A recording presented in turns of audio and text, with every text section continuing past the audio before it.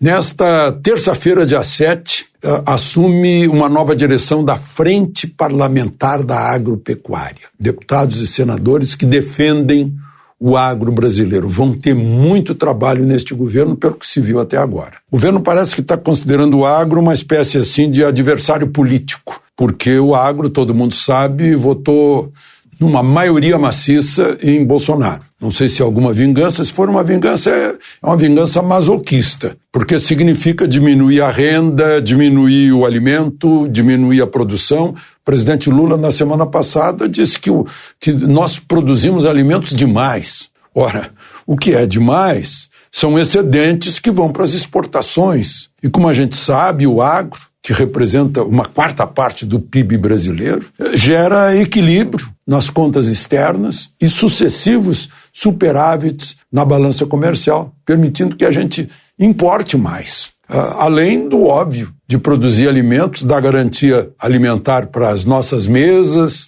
para os balcões, para as prateleiras dos supermercados e também no exterior, né? Mandando alimento para 1,5 milhão de habitantes do planeta. A ministra Tereza Cristina ampliou o mercado para 150 países. O agro é um modelo de sucesso, de absoluto sucesso, tanto que aumenta a produção, né, em quantidade e em valor, e aí a extensão de terra ocupada é mínima. É uma proporção de 20% para o aumento da safra e 4% para o aumento do território ocupado. Então é um sucesso em modernidade. Não vale a pena brigar com o agro. E agora o que a gente está vendo aí são invasões.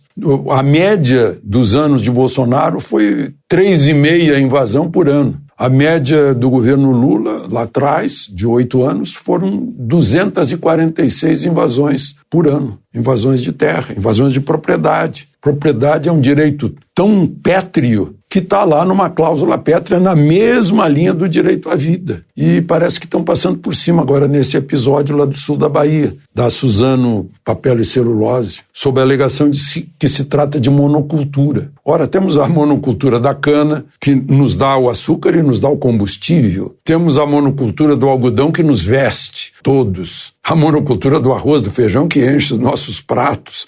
Da soja, que dá uma infinidade de produtos alimentares derivados da soja. Então, é uma briga para destruir o país. Se o agro for prejudicado por essa questão política, porque já desmontaram o Ministério da Agricultura, que ficou só com a Embrapa. A Conab, por exemplo, foi para o Ministério do Desenvolvimento Agrário de Paulo Teixeira, que é do PT.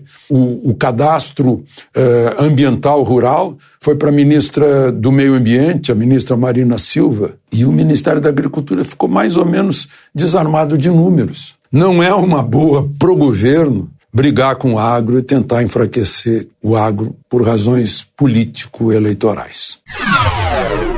O mais que a gente está vendo nessa época é insegurança jurídica, tanto para os direitos e garantias individuais, quanto para a liberdade econômica. Direito de propriedade, por exemplo, está sendo testado com essa onda de invasões por parte do MST.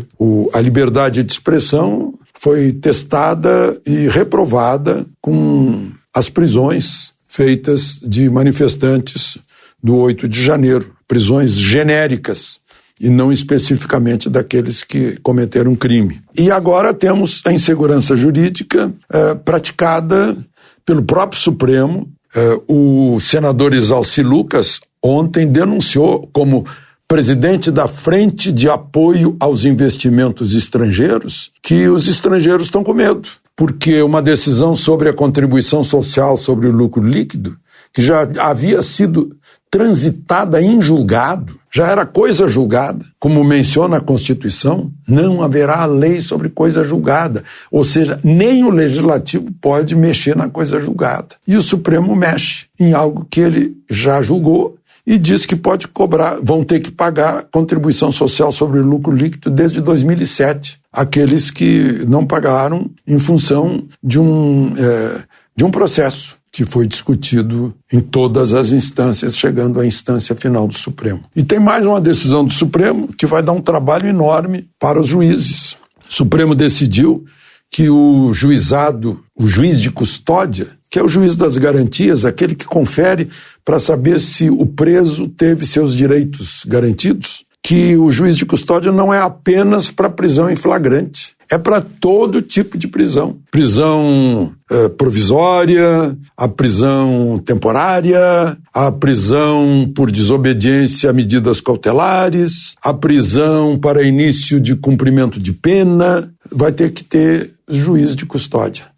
E a lei diz que o juiz de custódia que tem que apresentar o preso ao juiz de custódia no prazo de 24 horas. Pois é, interessante que não foi isso que aconteceu com aqueles prisioneiros que foram postos no ônibus. Só foram ouvidos à distância pelo juiz de custódia, através do computador, dias depois. Porque nessa quantidade de gente, né, prisões genéricas, foi impossível. Eu não sei como é que vão sair dessa. As pessoas que já foram soltas ainda estão com tornozeleira e tendo que se apresentar semanalmente ao juiz. Parece que o homicida que está com tornozeleira não tem essa frequência de apresentação. Meu Deus, é a insegurança que atinge a todos. De Brasília, Alexandre Garcia.